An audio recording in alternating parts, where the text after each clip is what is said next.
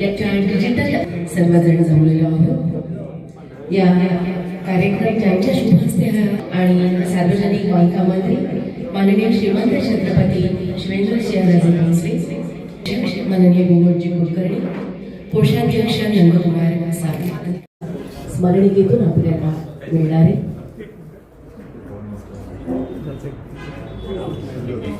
साताऱ्याचा सांस्कृतिक, सामाजिक, भौगोलिक, ऐतिहासिक वारसा सांगणारी अशी ही स्मरणिका, स्वातंत्र्य लढ्यातलं साताऱ्याचे योगदान सांगणारी स्मरणिका, अटके पाय असं वैशिष्ट्यपूर्ण नाव असणारी ही स्मरणिका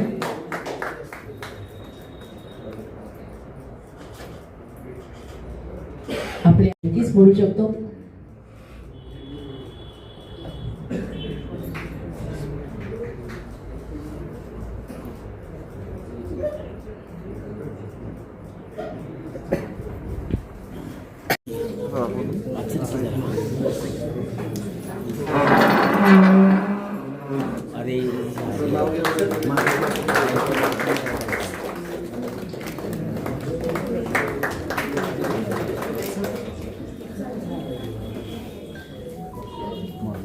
ज्यांचं आत्ताच कौतुक केलं, जी स्मरणिका आपल्याला आता थोड्याच वेळात पाहायला मिळणार आहे प्रत्येकाच्या एका क्लिकवर. जिल्हा माहिती अधिकारी वर्षा पाटोळे मॅडम,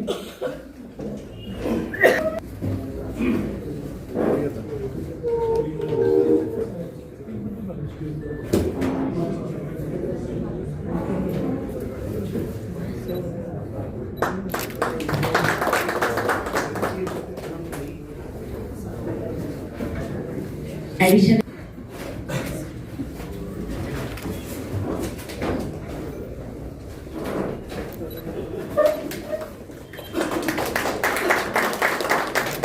PWDचे अधीक्षक अभियंता श्री संतोष रोकडे सर,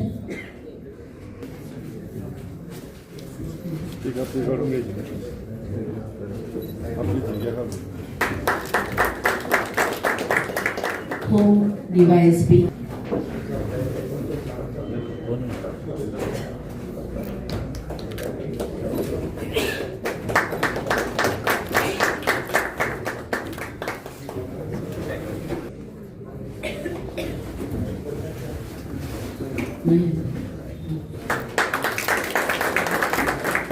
PWDचे कार्यकारी अभियंता श्रीपाद जाधव सर,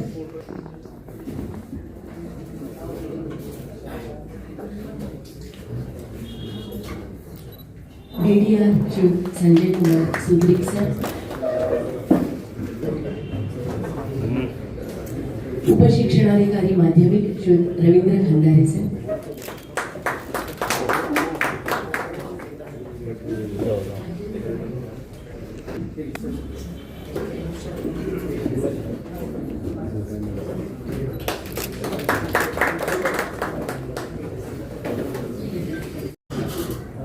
महाराष्ट्र साहित्य परिषद पुणे शाखा शाहूपुरी आणि मावळा फाउंडेशन आयोजित अखिल भारतीय मराठी साहित्य महामंडळाचे 99वे अखिल भारतीय मराठी साहित्य संमेलन सातारा म्हणजे शतकपूर्व साहित्य संमेलनाचा समारोप स्वराज्य विस्तार छत्रपती शाहू महाराज साहित्य नगरीमध्ये 2 दिवसांपूर्वी झालेला आहे. पण आपण संमेलन जवळपास 12 वर्ष मागत होतो आणि संमेलन आता 4 दिवसात संपलं. संपल्यानंतर सुद्धा असं वाटत होतं की 4 दिवसाचं नाही 5 दिवसाचं पाहिजे, 6 दिवसाचं व्हायला पाहिजे होतं. अशी भावना निर्माण करणारं संमेलन करण्यामध्ये आपण सगळी संयोजक, सगळे सातारा जिल्हावासी यशस्वी ठरलो. त्याला महत्वाचं कारण म्हणजे आपले स्वागताध्यक्ष श्रीमंत छत्रपती शिवेंद्र सिंहराजे भोसले यांनी दिलेला भक्कम पाठिंबा, सगळ्या समिती सदस्यांनी दिलेली साथ आणि सातारकरांनी दिलेली साथ ही महत्वाची ठरलेली आहे. सगळ्या पत्रकारांनी म्हणजे वृत्तपत्र असतील, दूरचित्रवाणीचे पत्रकार असतील, समाज माध्यमाचे पत्रकार असतील, अशा सगळ्या पत्रकारांनी साथ दिली आणि एक चांगलं संमेलन उभं करण्यामध्ये आपण यशस्वी झालो. म्हणजे गेली 12 वर्ष मी साहित्य परिषदेत महत्वाच्या पदावर 15 वर्ष काम करतोय शाहूपुरी शाखेचा अध्यक्ष म्हणून, आणि 15 वर्ष मी संमेलनांना जातोय. पण संमेलन सुरू झाल्यापासून संपेपर्यंत साधारण 70% आसपास त्रुटी काढल्या जातात. म्हणजे प्रमाण 70% आहे. आपल्याकडं शेवटच्या दिवसापर्यंत सगळ्या त्रुटी दूर झाल्या होत्या. 100% त्रुटी विरहित संमेलन करण्यामध्ये आपण यशस्वी झालो. आणि हे सगळं सातारकरांचं भाग्यही म्हणलं पाहिजे, सातारकरांचा अभिमानही म्हणलं पाहिजे की कुणीही निराश आणि नाराज होऊन गेलं नाही. कुणालाही व्यवस्थेची त्रुटी जाणवली नाही किंवा कार्यक्रमांच्या त्रुटीवर सुद्धा कुणी बोट ठेवलं नाही. आपण पहिल्या दिवसापासून मी असं म्हणत होतो की हे विक्रमांचं संमेलन आहे, आणि विक्रमी संमेलन आपण ज्यावेळेस करतो ते विक्रम हे मोडण्यासाठी असतात, पण काही विक्रम हे मोडले न जाणारे असतात. म्हणजे सहजासहजी त्या विक्रमांची मोडतोड करणं शक्य नसतं आणि ते अबाधित राहतात. म्हणजे जसं क्रिकेटमध्ये काही विक्रम आहेत की जे आजही अबाधित आहेत, सचिन तेंडुलकरांना सुद्धा ते मोडता आलेले नाही.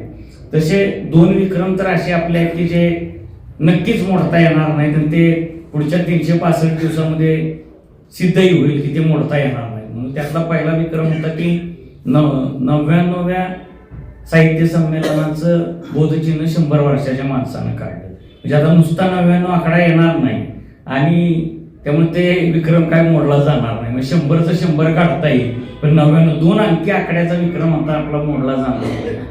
पहिल्या 100 वर्षात म्हणजे अजून 100 महाराष्ट्र साहित्य परिषद पुण्याला मिळाले. मी तिथं कोषाध्यक्ष आहे, म्हणजे महत्वाच्या पदावर आहे. त्यामुळे मला नक्की माहिती आहे की या 100 वर्षात पिता पुत्र स्वागताध्यक्ष होण्याचा विक्रम मोडला जाणार नाही. म्हणजे 2 विक्रम तर आपण असे केलेत की जे मोडले जाणार नाही.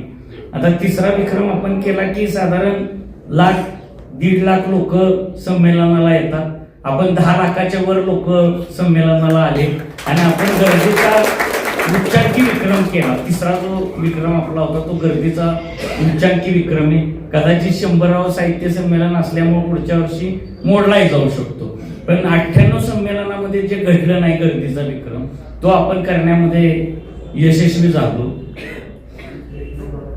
पुण्यातून जे पहिलं संमेलन बाहेर काढलं ते आपणच काढलं. ॲडव्होकेट दादासाहेब करंदीकर नावांचे लोकमान्य टिळकांचे वकील होते. संमेलनांची प्रक्रिया बंद पडली होती, ते आपण पुण्यातून बाहेर काढून साताऱ्यात केलं सातारकरांनी. म्हणजे तो विक्रम आपला नाही, पण सातारवासी म्हणून आपला आहे. आणि आता 100वे संमेलन त्याचं साताऱ्यातनं करून आपण ते पुण्याला परत देतो. म्हणजे जसं बाहेर काढताना आपण काढलं तसं परत देताना सुद्धा आपण परत देतोय. 98 संमेलनांमध्ये जी पुस्तक विक्री झाली नाही ती आता महामंडळानं आकडा 8,72 लाखाचा जाहीर केला, पण 10 कोटीच्या पुढं तो आकडा आहे. त्यामुळे पुस्तक विक्रीचा एक उच्चांक म्हणजे एक नवा विक्रम आपण केलेला आहे. त्यानंतर आपण जिथं जिथं संमेलनाचे गाळे असतात विक्रीसाठी तिथं धूळ जादा आणि विक्री कमी असं असतं. आपण काय केलं, धूळ रहित आणि विक्री जादा असं संमेलन केलं. कदाचित ते पुण्यात पुन्हा तो आपला विक्रम मोडला जाईल. आपण म्हणू की आमचे विक्रम तुम्ही मोडा, कारण मोडलेल्या विक्रमांची सुद्धा चर्चा होते. त्यासाठी आधी विक्रम करावे लागतात, आणि असे सगळे आपण विक्रम करत गेलो. अनेक लोकांना असं वाटत होतं की संमेलनात अमुक गोष्ट घडली पाहिजे, तमुक गोष्ट घडली पाहिजे, पण 3.5 दिवसांच्या संमेलनामध्ये लाखो अपेक्षांची पूर्ती, कोट्यावधी अपेक्षांची पूर्ती करणं शक्य नसतं. त्यामुळं आपल्याला अनेक चांगल्या सूचना स्वीकार्य असून सुद्धा स्वीकारता आल्या. पण ज्या ज्या काही चांगल्या सूचना आल्या त्या सूचना आपण स्वीकारण्याचा प्रयत्न केला.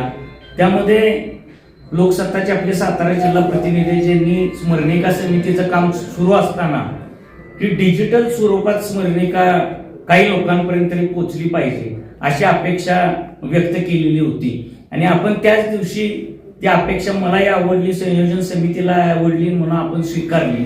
आणि विश्वास पवारांच्या अपेक्षांची पूर्ती आज संमेलनामध्ये होते की आपण एक डिजिटल स्मरणिका आपण तयार केलेली आहे. आणि डिजिटल स्मरणिकेचं पत्र जाहिरात मागताना आपण दिलं होतं त्यावेळेस आपण असं म्हटलं होतं की 1,00,000 लोकांना, म्हणजे एक विक्रम होईल की 1,00,000 लोकांना ती डिजिटल स्वरूपात आपण एकाच दिवशी पाठवू. पण आज आपण आणखी मोठा विक्रम करतोय. आपण 18,00,000 लोकांना एकाच दिवशी डिजिटल स्मरणिका पाठवतोय. त्यासाठी आपण स्वागताध्यक्ष शिवेंद्रराजेंचीच निवड केली, कारण ह्या यशाचे श्रेय शिवेंद्रराजे जर नसते तरी संमेलनच झालं नसतं किंवा आपल्याला मागण्याचं धाडस सुद्धा झालं नसतं. त्यामुळे शिवेंद्रराजेंच्याच हस्ते त्याचं वितरण व्हावं अशी आमची अपेक्षा होती. आणि अनेक विक्रमांचा आम्ही अभ्यास करतोय की आणखी काय काय विक्रम आपल्या हातून घडले. म्हणजे जेवणाची राहण्याची तक्रार 98 संमेलनांमध्ये झालेली. म्हणजे कधी जेवण चांगलं नसतं, कधी राहणं चांगलं नसतं. राहणं आणि जेवण या बाबतीत कुठेही आपण तडजोड केली नाही. एकाही व्यक्तीनं तुमचं जेवण चांगलं नव्हतं आणि राहायची व्यवस्था खराब होती असं एकाही व्यक्तीनं कुठेही नोंद केलेली आज अखेर तरी आढळलेली नाही. नाही तर सोशल मीडिया इतकं प्रभावी माध्यम आहे आता की एक पोस्ट पडली तर ती 1000 जणांकडनं येते. म्हणजे कदाचित इथं कोणाचा फोटो निघाला सत्कार करताना ते 1-2 जण पाठवतील. पण तुम्ही एक चुकीचं काम करा, साधारण 1000 लोक असं कळवतात की जसं सरकारी हॉस्पिटलमध्ये तुम्ही ऍडमिट आणि तुम्हाला रोगीला हलवायचंय तर किती पैशाची मदत करू. इतक्या वेगानं वाईट बातम्या येतात. तर अजून 3 दिवस संमेलन संपून झालं तरी एकही वाईट बातमी आलेली नाही. म्हणजे आपलं 100% यशाचा जो दावा आहे तो निश्चितपणे खरा आहे असं म्हणायला आता तरी हरकत नाही. आणि 18,00,000 हा आकडा सुद्धा एक मोठा विक्रम आहे. म्हणजे 1,00,000 करतानाच आम्ही विक्रम म्हणत होतो, पण 18,00,000 म्हणजे महाविक्रम आहे असं म्हटलं तर वावगं ठरणार नाही.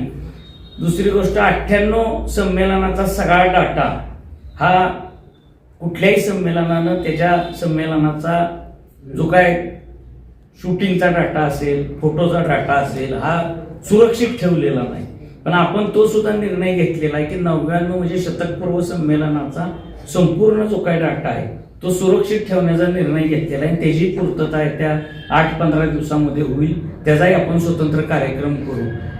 शतकपूर्व संमेलन संपलेलं नाही तर ते 100रावं संमेलन होईपर्यंत काही ना काही उपक्रम आपले सुरूच राहतील. पण सगळ्या सातारकरांची साथ, सगळ्या प्रशासनाची साथ, शिवेंद्रराजेंचा भरभक्कम पाठिंबा, त्यांचे आशीर्वाद ह्या सगळ्यामुळे आपल्याला या गोष्टी करता आल्या. आणखी 2 गोष्टींचा मला आवर्जून उल्लेख करायचा आहे की एक म्हणजे सातारा नगरपालिका. म्हणजे सातारा नगरपालिका स्वच्छता बघेल ह्याच्यावर खरं लोक विश्वास ठेवत नव्हते महाराज. म्हणजे आमच्या महामंडळातली लोक म्हणत होती की नगरपालिकेवर विश्वास ठेवू नका, दुसऱ्या कोणावर तरी जबाबदारी द्या.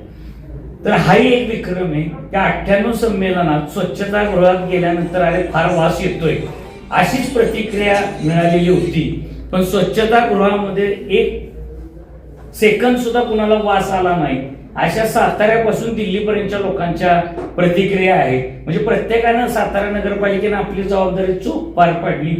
बीव्हीजीला कचरा कुठं कागद पडलेला उचलावा अशा सूचना महाराजांनी केलेल्या होत्या. बीव्हीजीनं आपली जबाबदारी चोख पार पाडली. म्हणजे प्रत्येक घटकानं ज्याला जी जबाबदारी दिली ती चोख पार पाडली.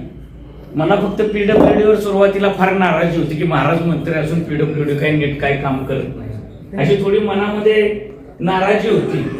पण शेवटच्या महिन्याभरामध्ये पीडब्ल्यूडीनं जे काम केलं त्या अधिकाऱ्यांनी, म्हणजे रोकडे साहेब असतील, आयरे साहेब असतील आणि श्रीपाद जाधवांचा उल्लेख, म्हणजे महाराज खरंच श्रीपाद जाधवांचं प्रचंड त्यांच्या कल्पकतेचं कौतुक आहे की आतलं जे काय सगळं केलं श्रीपाद जाधवांनी. म्हणजे आज सुद्धा ते सत्कार नको नको नको महाराजांना आवडणार नाही असं वगैरे म्हणत होते. तर म्हटलं महाराजांना चांगलं केलेलं आवडतं, वाईट केलेलं आवडत नाही, तुम्ही या म्हणलं.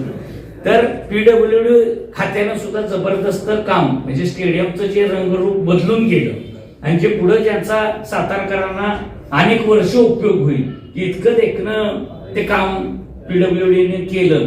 आणि एकनाथ शिंदे साहेबांना महापालिकेची निवडणूक, पुढचं त्यांचं हेलिकॉप्टरचं प्रयाण ह्या सगळ्या गोष्टीला मुळे आपल्याला द्यायला कमी वेळ मिळाला.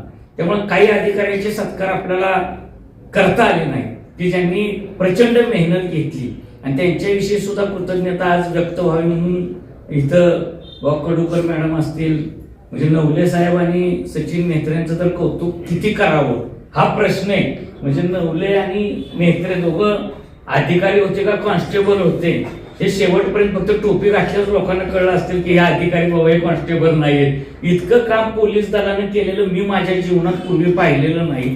आणि मी 25 वर्ष पत्रकारितेत आहे, त्यामुळे मी हे ठामपणे सांगू शकतो. आणि त्यातली 10 वर्ष माझी क्राईम पत्रकारितेमध्ये केली. त्यामुळे पोलिसांविषयी बहुधा फार चांगलं बोलायची वेळ माझ्यावर नसते, पण यावेळेस पोलिसांनी काय वाव दिला नाही की त्यांच्याविषयी काही वाईट बोलावं म्हणून. जिल्हा माहिती अधिकारी आमच्या वर्षा पाटोळे आहेत. रवींद्र खानदार यांनी शिक्षण अधिकारी म्हणून जबरदस्त काम केलं. सुद्रिक साहेबांनी सहकार खात्यानं खूप सहकार्य केलं. संजय गाडगे की ज्यांचं किती कौतुक करावं हा प्रश्न आहे. संजय गाडगे बासी मर्डेकरांच्या घराचं जे काय रूप आम्ही बदललं त्यावेळेस संजय गाडगेची गुणवत्ता आम्हाला दिसली होती.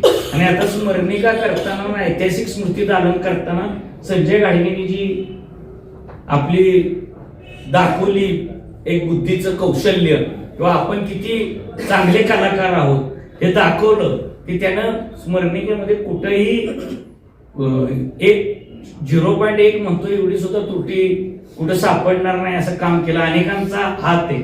आणि ही स्मरणिका अख्खी घडवण्यामध्ये मुकुंद फडकेंचं योगदान सर्वाधिक आहे. म्हणजे मुकुंद फडके नसते तर इतकं उत्कृष्ट काम झालं असतं ह्याच्याविषयी माझ्या मनात शंका आहे. पुण्यावरून येऊन वैभव डमाळांनी प्रचंड साथ दिली. सविता कारंजकर की ज्यांनी प्रचंड काम केलं. म्हणजे अनेक माणसे, पण मी आता काही मुख्य मोहऱ्यांचाच इथं उल्लेख करतो कारण किती लोकांची नावं घेऊन किती नको असा प्रश्न आहे.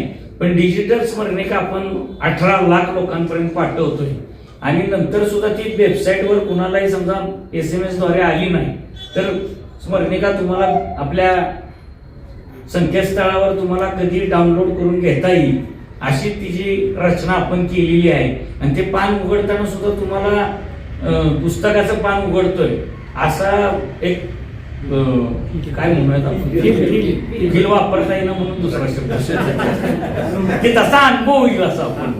कारण आता पुण्यात कोषाध्यक्ष झाल्यापासून सवय लागली. तिथं बातम्या होतात की कोषाध्यक्षांनी 8 शब्द इंग्रजी वापरते 4 वापरते म्हणून ते करावं लागतंय. पण खरं शिवेंद्रराजेंच्या नेतृत्वाखाली आपण हे विक्रम करू शकलो.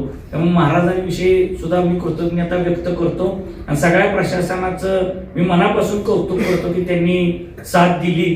आणि सगळ्यांच्या साथीशिवाय हे संमेलन यशस्वी होणं शक्य नव्हतं, पण तुमच्या सगळ्यांच्या सहकार्यामुळे संमेलन यशस्वी झालं आणि आपल्याविषयी मी कृतज्ञता व्यक्त करतो आणि माझं प्रस्ताव थांबवतो.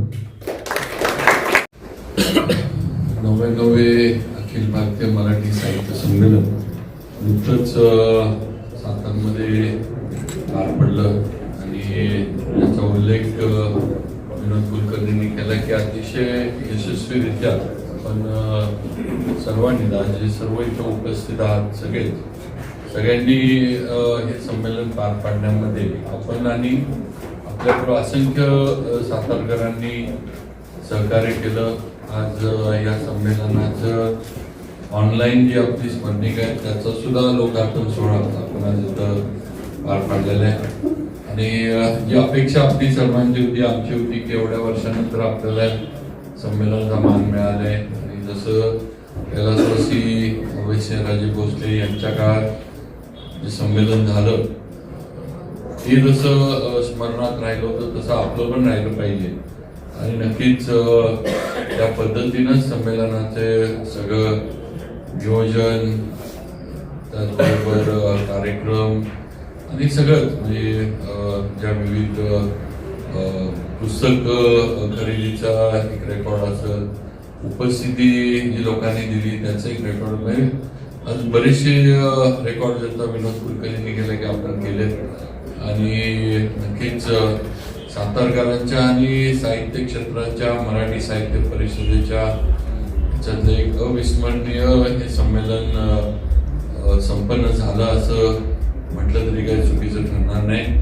आणि या याच्यामध्ये सर्वांनी म्हणजे मराठी साहित्य परिषद असेल, आवळा फाउंडेशन असेल, त्याचबरोबर सर्व वेगवेगळे विभाग असतील, पोलीस विभाग असेल, महसूल, बांधकाम विभाग, नगरपालिका, आरोग्य खातं, त्याचबरोबर आपलं सहकार खातं, आपलं खंदारे साहेबांचं जे आपलं शिक्षण खातं आहे, त्याचबरोबर आपल्या जिल्ह्याच्या PRO आपल्या त्यांचं सगळ्यांनी आपापले वेगवेगळ्या पद्धतीनं योगदान दिलं आणि म्हणूनच आज सगळे यशस्वी झाले. आज स्वागताध्यक्ष म्हणून या संमेलनाला जे काही आर्थिक पाठबळ, संमेलन करायचं म्हणजे या संमेलनाचं सगळं बजेट जे आहे हे मोठं होतं आणि प्रत्येक संमेलनाचं मोठंच असतं. ते का आपलं सातारचं मोठं होतं असं नाही, पण या ह्याच्यामध्ये एवढं काही आर्थिक पाठबळ या संमेलनाला देण्यासाठी किंवा आपले जे बाकी सर्वजण काम करत होते, मग विनोद कुलकर्णी आणि त्यांचे मावळा फाउंडेशनचे आणि साहित्य परिषदे सगळे, मिलिंद जोशी असतील, सुनीता राजे असतील, सगळे प्रत्येकजण आपापल्या पद्धतीनं आपापल्यावर असणाऱ्या जबाबदाऱ्या पार पाडण्यासाठी सतत झटत होते. त्यांच्या मागे स्वागताध्यक्ष म्हणून जे एक पाठबळ पाहिजे ज्याचा विनोदनं उल्लेख केला की गरजेचं होतं ते उभं करण्याचं नक्कीच प्रयत्न मी केला आणि नक्कीच मला वाटतंय आपल्या सर्वांच्या सातारकरांच्या जवळच्या लोकांच्या मतदारांच्या आशीर्वादानं मी 5व्यांदा आमदार झालो. आपल्या आशीर्वादानं मंत्रीपद मिळालं आणि मला वाटतं ते मंत्रीपद संमेलनाच्या माध्यमातून सत्कारणी लागलं. एका काहीतर उपयोग मंत्रीपदाचा सातारकरांना झाला पाहिजे. मग मला वाटतं या संमेलनाला तो मंत्रीपदाचा चांगला उपयोग सातारकरांना झाला. तर ज्याचा उल्लेख विनोदने केला की होते गाणे आता ते मगाशी म्हटलं की 4 दिवसाचं 5 दिवस 5 आणि 6 दिवस झाला असतं म्हणजे आम्हाला कुठेतरी सगळ्यांना ऍडमिट व्हायला लागलं. मला वाटतं असं पण 3 दिवसाचं आपल्या इथं 4 दिवसाचं आपण केलं. साहित्य संमेलन सगळीकडे जी झाली 3 दिवसाची झाली, पण आपल्या इथं 4 दिवसाचं आपण केलं. आणि नक्कीच साहित्यिक आलेले सर्व पाहुणे, मुख्यमंत्री देवेंद्रजी फडणवीस, सर्व माझे सहकारी मंत्रिमंडळातील सदस्य, विश्वास पाटील साहेब, त्याचबरोबर आपल्या मावळत्या अध्यक्षा ताराबाई गोवाळकर, अनेक म्हणजे सगळे गिरीश कुबेर असतील, अमोल पालेकर, फार मोठी आणि समाजामध्ये एक वेगळा स्वतःचा कसा उमटवलेली ही सगळी लोक होती की आपल्या संमेलनात आली, आपले विचार मांडले.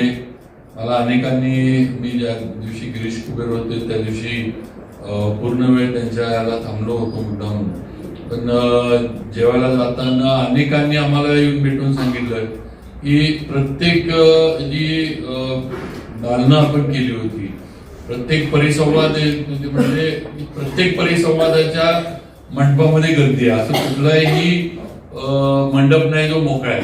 असं काही नुसतं मेन मंडपच भरलाय आणि बाकी ठिकाणी नाही. पुस्तक खरेदीला पण तेवढीच लोक आहेत. बाकी सगळं काय ते बालकट्टा, कवी संमेलन, गझल कट्टा, प्रकाशन, सगळ्या अनेक सांगितलं की साहेब ह्यात आम्हाला नवीन एक खासियत वाटते. सगळ्या मंडपांमध्ये सगळ्या ह्याच्यामध्ये गर्दी ही बघायला मिळते. ही एक चांगली बाब आपल्या संमेलनाची होती असं मला वाटतंय. आणि पुस्तकांचं पण विनोद सांगितलं मला की 10 कोटीच्या पुढे उलाढाल पुस्तकांची गेली.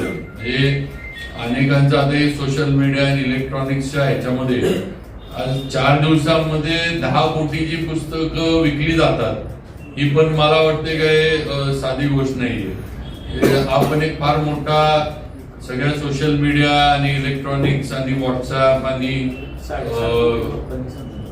7.5 कोटी लोकांनी संमेलन बघितलं ऑनलाईन असं. आणि आपला जे फुटबॉल होता तो साधारण 7.5-8 लाख 10 लाखाच्या पुढं आपला फुटबॉल संमेलनाला 4 दिवसामध्ये राहिलेला आहे. आणि शेवटच्या दिवसाचा कार्यक्रम तर सुंदरच झाला. फोक आख्यानाचा अतिशय आगळा वेगळा कार्यक्रम होता. त्यामुळे एक नवीन मला वाटतं सगळी संमेलनाची जी हे आहे ती परंपरा आपण घालून दिली आहे. आणि आता 100वे पुण्यामध्ये होणार आहे. त्यावेळेला पण आम्ही मिलिंद जोशींना सुरुवातीला सांगितलं की आम्ही नक्की सातारकर असं काम करून दाखवू की तुम्हाला 100वे करताना आम्ही केलेलं काम पुसून कसं काढायचं ह्याचा तुम्हाला फार कष्ट करायला लागणार, एवढं तर आम्ही नक्की करू.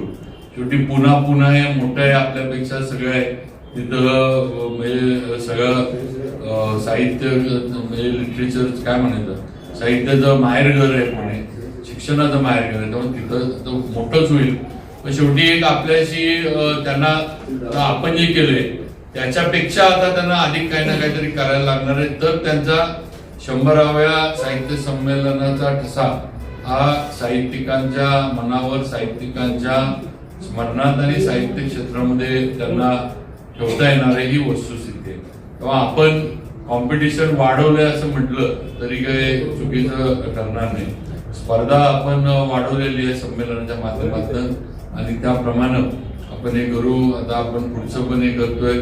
त्या दिवशी उदय सामंत आले होते. आपण नाट्य संमेलनाची आता त्यांना मागणी त्यांच्याकडे केली आहे, कारण आता नाट्य परिषदेचे अध्यक्ष सुद्धा किंवा त्यांची तिथं सगळी बॉडी आहे. त्यामुळे नाट्य त्यात आपण प्रशांत दामले अध्यक्ष होते, त्यांना पण आम्ही केलंय. त्यांचं नाटक होतं अतिशय सुंदर आणि त्यांना पण आपण हे केलं किंवा आम्हाला नाट्य संमेलन पण साताऱ्यात द्यावं, तर त्याची पण आपली तयारी चालू आहे. 1-2 वर्षामध्ये नक्की आपल्याला ते मिळत अशी पण आम्हाला खात्री आहे आणि नक्की ते पण आपण चांगल्या पद्धतीनं पार पाडू. आणि सातारा जरी थोडं आपण साहित्याच्या याच्यामध्ये मागं पडलो असलो म्हणजे आता एक नवीन सुरुवात साताराच्या साहित्य क्षेत्रामध्ये सुरू झालेली आहे आणि ही कायम राहील अशी मी मनापासून सर्व माझ्या साहित्यप्रेमी सातारकरांना, जिल्हावासियांना मी देतो. मी आधीपासून म्हटलं होतं की हे नुसतं साताऱ्यापुरतं साहित्य संमेलन नाही. हे साताऱ्यात जरी होत असलं, जिल्ह्याचं ठिकाण सातारा असल्यामुळं इथं जरी होत असलं तरी हे जिल्ह्याचं आहे. सगळ्यांनी ह्याच्यात सहभागी व्हावं. नुसतं सातारा आहे म्हणून आम्ही सातारकर किंवा आपण सातारकर आमचंच सगळं आहे आणि आमचं असं आमची कुणाचीही कधीही भावना नव्हती. आमचं उलट सगळ्यांना जिल्ह्यातील आणि सगळ्यांनी आम्हाला सहकार्य केलं याचा पण उल्लेख करणं गरजेचं आहे.